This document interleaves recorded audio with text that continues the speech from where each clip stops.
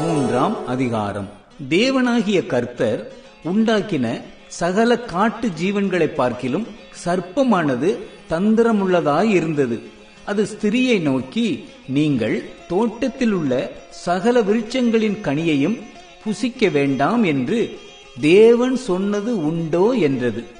ஸ்திரீ சர்ப்பத்தை பார்த்து, நாங்கள் தோட்டத்தில் உள்ள விருட்சங்களின் கனிகளை புசிக்கலாம், ஆனாலும் தோட்டத்தின் நடுவில் இருக்கிற விருட்சத்தின் கனியை குறித்து தேவன் நீங்கள் சாகாதபடிக்கு அதை புசிக்கவும் அதை தொடவும் வேண்டாம் என்று சொன்னார் என்றாள்.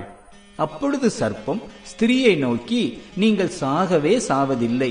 நீங்கள் இதை புசிக்கும் நாளிலே உங்கள் கண்கள் திறக்கப்படும் என்றும் நீங்கள் நன்மை தீமை அறிந்து தேவர்களைப் போல் இருப்பீர்கள் என்றும் தேவன் அறிவார் என்றது.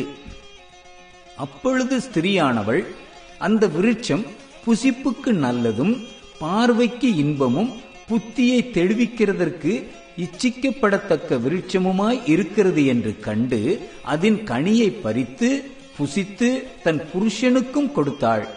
அவனும் புசித்தான். அப்பொழுது அவர்கள் இருவருடைய கண்களும் திறக்கப்பட்டது. அவர்கள் தாங்கள் நிர்வாணிகள் என்று அறிந்து அத்தி இலைகளை தைத்து தங்களுக்கு அரை கச்சைகளை உண்டு பண்ணினார்கள். பகலில் குளிர்ச்சியான வேளையிலே தோட்டத்தில் உலாவுகிற தேவனாகிய கர்த்தருடைய சத்தத்தை அவர்கள் கேட்டார்கள். அப்பொழுது ஆதாமும் அவன் மனைவியும் தேவனாகிய கர்த்தருடைய சந்நிதிக்கு விலகி தோட்டத்தின் விருட்சங்களுக்குள்ளே ஒளித்துக் கொண்டார்கள். அப்பொழுது தேவனாகிய கர்த்தர் ஆதாமை கூப்பிட்டு, நீ எங்கே இருக்கிறாய் என்றார். அதற்கு அவன், நான் தேவரீருடைய சத்தத்தை தோட்டத்திலே கேட்டு நான் நிர்வாணியாய் இருப்பதினால் பயந்து ஒளித்துக் கொண்டேன் என்றான். அப்பொழுது அவர், நீ நிர்வாணி என்று உனக்கு அறிவித்தவன் யார்? புசிக்க வேண்டாம் என்று நான் உனக்கு விலக்கின விருட்சத்தின் கனியை புசித்தாயோ என்றார்.